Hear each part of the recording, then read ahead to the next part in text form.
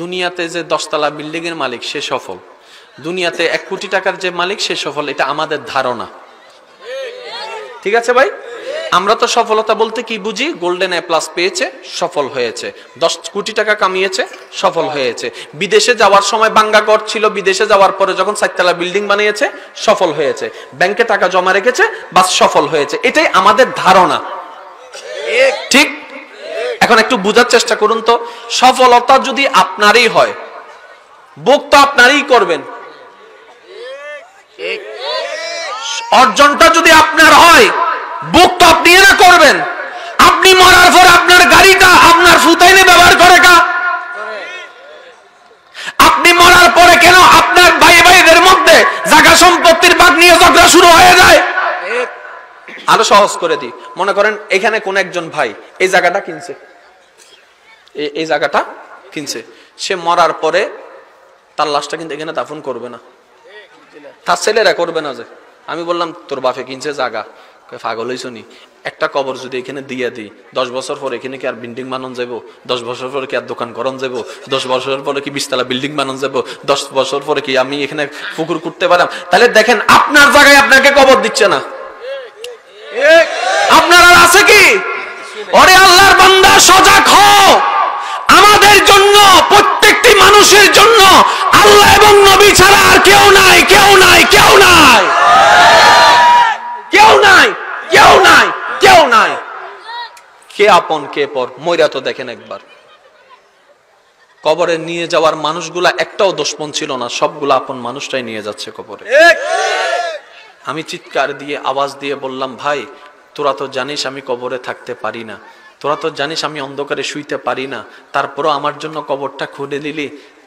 খাটের নিচে যখন চোখ দিয়ে তাকালাম, ইমানদার ভাই মনের কান দিয়ে শুনুন, খাটের নিচ দিয়ে যখন চোখ দিয়ে তাকালাম, মনে মনে ভাবলাম হয়তো শত্রুরাই কবরের দিকে নিয়ে যাচ্ছে। যখন নিচে তাকাই দেখলাম চোখ কপালে উঠে গেল, একজনও আমার দুশমন নাই, সব আমার আপনগুলাই আমাকে খাটের মধ্যে নিয়ে কবরের দিকে নিয়ে যাচ্ছে। কে আপন, কে আপন? প্রশ্ন করতে থাকুন নিজেকে, কে আপন, কে আপন? উত্তর আপনি পাবেন না, উত্তর আপনি পাবেন না। এবার কবরের মধ্যে চলে গেল। গভীর মনোযোগ, প্রস্তুত আছেন তো? প্রস্তুত আছেন তো? ইনশাআল্লাহ প্রস্তুত আছেন তো? ইনশাআল্লাহ। লাশটা কবরে রেখে দিল, উপরে আস্তে আস্তে চাটাই দিচ্ছে। ওই বাঁশের ফাঁকে ফাঁকে কিছুটা আলো ঢুকছে। বাবার লাশটা সন্তানে রাখছে, সন্তানের লাশটা বাবা রাখছে। এই লাশটা নিজের হাতে রাখা মানে প্রমাণ করে দিচ্ছে আজকে থেকে তুমি আলাদা, আমি আলাদা।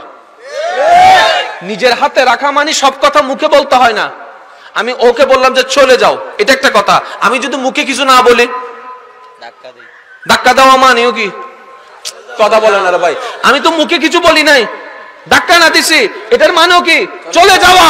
ও আল্লাহর বান্দা, বাবার লাশ যখন সন্তান রাখে নিজের হাতে, ওই হাতে রাখায় প্রমাণ করে দেয় আজকে থেকে তোমার সাথে আমার কোনো সম্পর্ক নাই, আজকে থেকে কোনো সম্পর্ক নাই, তুমি আলাদা, আমি আলাদা। স্ত্রীকে স্বামী রাখার পরে বলে যে তুমি আলাদা, আমি আলাদা। মাকে সন্তান রাখার পরে বলে যে তুমি আলাদা, আমি আলাদা। এবার আপনি কবরের জগতে যাওয়ার পরে দেখতে পেলেন আস্তে আস্তে হালকা হালকা আলো বাঁশের ফাঁক দিয়ে ঢুকতেছে কবরের ভিতরে। কিছুক্ষণ পরে অনুভব করলেন কি যেন উপর থেকে ফেলা হচ্ছে। আপনি বুঝতে পেরেছেন মাটি ফেলা হচ্ছে, মাটি ফেলা হচ্ছে, মাটি ফেলা হচ্ছে, মাটি ফেলা হচ্ছে। যতই মাটি ভরপুর হচ্ছে ততই হালকা হালকা আলোগুলা অন্ধকারের রূপ নিচ্ছে। একটু পরে অনুভব করলেন সমস্ত অন্ধকার কবর আপনার জন্য অন্ধকার হয়ে গেল। এবার আপনি ভাবতে লাগলেন যে কবরের কথা সারা জীবন শুনেছি কান দিয়ে, যে কবরকে আমি উপর থেকে দেখেছি, ভিতরে দেখার সুযোগ হয় নাই, আজকে আমার সেই চিরবাস্তব সামনে চলে আসলো। কবর আমার সামনে হয়ে গেল, উপরে আমার মাটি দেওয়া শুরু হয়ে গেল। এবার একটু পরে অনুভব করতে লাগলেন মাটি দেওয়ার পরে এক একজন বান্দারা লাঠি নিয়ে মাটিগুলোকে চাপাচ্ছে, পানি দিয়ে দিয়ে চাপাচ্ছে।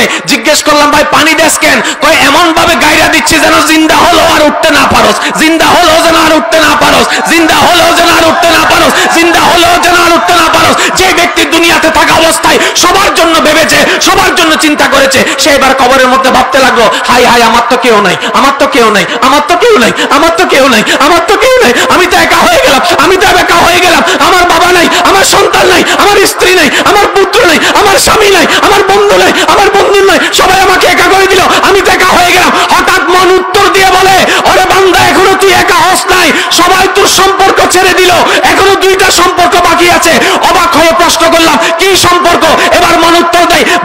হিসেবে আল্লাহর সাথে সম্পর্ক, উম্মত হিসেবে নবীর সাথে সম্পর্ক। সুবহান।